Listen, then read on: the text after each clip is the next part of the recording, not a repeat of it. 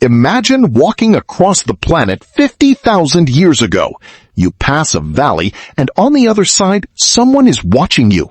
They look almost human.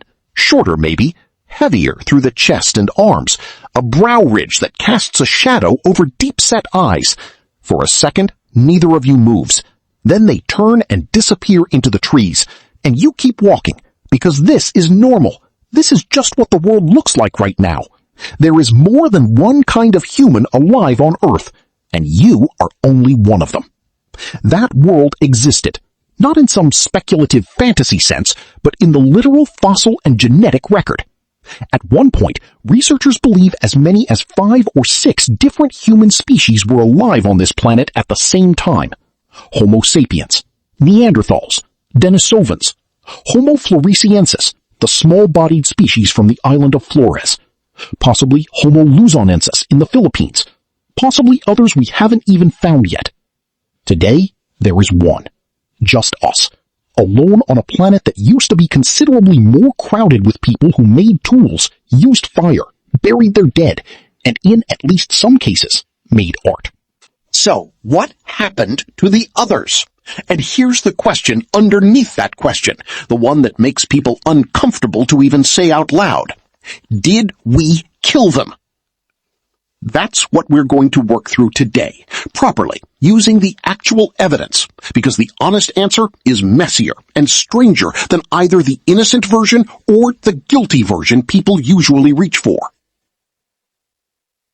Let's start with the Neanderthals, because they're the ones people think they already understand, and they're mostly wrong.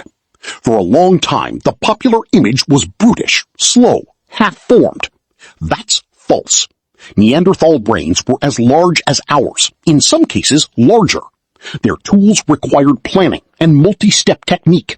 There are Neanderthal skeletons with healed injuries so severe the individual could not have survived without weeks or months of being fed and protected by others.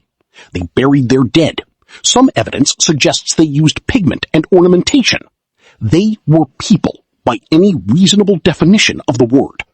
And then, starting around 40,000 years ago, not long after modern humans arrived in their territory in real numbers, they vanished. Region by region, the pattern repeats. We show up. Shortly after, they're gone. That correlation is not subtle, and it's exactly what you'd expect to see if we caused it. So, did we? The direct violence theory says yes. Modern humans and Neanderthals met, fought, and modern humans won, over and over for thousands of years, until there was no one left. There is some skeletal evidence of trauma that could be violence, but it's genuinely hard to tell violence from accident, from other Neanderthals fighting each other, from geological damage to old bone. There's no smoking gun. But absence of proof isn't proof of absence either. A slow-motion elimination spread across a continent over thousands of years wouldn't necessarily leave one dramatic site where you could point and say, here, this is where it happened. Here's where it gets complicated.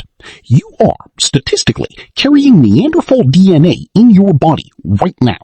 If your ancestry traces outside sub-Saharan Africa, somewhere between 1 and 4% of your genome came from them. Not as some faint trace, as a real, measurable, functional inheritance. That means modern humans and Neanderthals had children together, repeatedly, in multiple places, over a long stretch of time. And those children survived, and had children of their own, and so on, in an unbroken line, down to you. You cannot run a genocide and also be having each other's babies at the same time. At minimum, whatever was happening between these two species was not uniform hostility. It was contact. Sometimes hostile, sometimes not. Probably varying wildly by region and by decade, the way relationships between any two neighboring groups of people tend to. But here's the mechanism that gets the least attention and may have mattered the most. Disease. Modern humans came out of Africa carrying pathogens they'd been living alongside and adapting to for tens of thousands of years. Neanderthals had never been exposed to any of it. You don't need a weapon to wipe out a population that has zero immunity to what you're carrying. We've seen this exact dynamic play out in documented history, when contact between previously separated populations caused catastrophic, unintentional die-offs. And disease leaves almost no trace in bone. A Neanderthal who died of an introduced respiratory infection looks in the fossil record exactly like a Neanderthal who died of old age. Layer climate on top of that. The window when Neanderthals disappeared was also a period of serious climate instability across Europe, which means their population was likely already stressed and shrinking before modern humans became a major factor at all. A population under that kind of pressure is far more vulnerable to a new competitor showing up in its territory. And that competition didn't need to look like war. Two species hunting the same animals, sleeping in the same caves, needing the same resources in the same landscape are in competition whether either one intends it or not. Here's the twist though, and it's the part that actually explains why we're the ones still here. It probably wasn't raw intelligence. Neanderthals were smart. It probably wasn't even better weapons, although modern humans likely did have more advanced projectile technology that allowed hunting from a distance with less physical risk. The real advantage looks like it was social. Modern human groups appear to have kept much wider, longer-range social networks. Trade in materials like shells and pigments moving across huge distances tells us that. A wider network means better information about where resources are, and more people to call on when things get hard. Neanderthal groups appear to have been smaller and more locally bound. When the environment turned unstable, the species with the bigger support web could absorb the shock. The species without one couldn't. We didn't necessarily outfight them.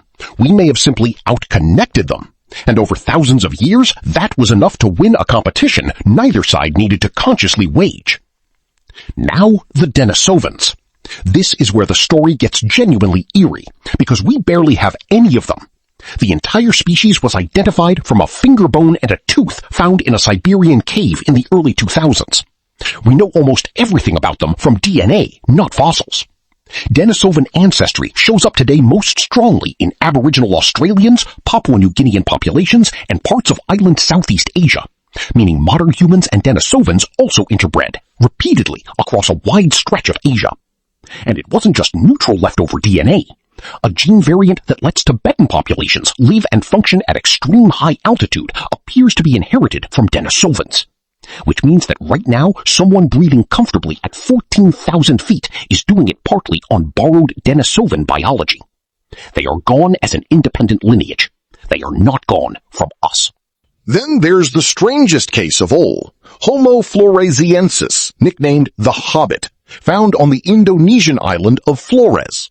Barely a meter tall, small-brained, and yet they made tools and survived on an island alongside giant birds, Komodo dragons, and dwarf elephants for what current dating suggests was tens of thousands of years, possibly until close to 50,000 years ago, right around when modern humans reached the region.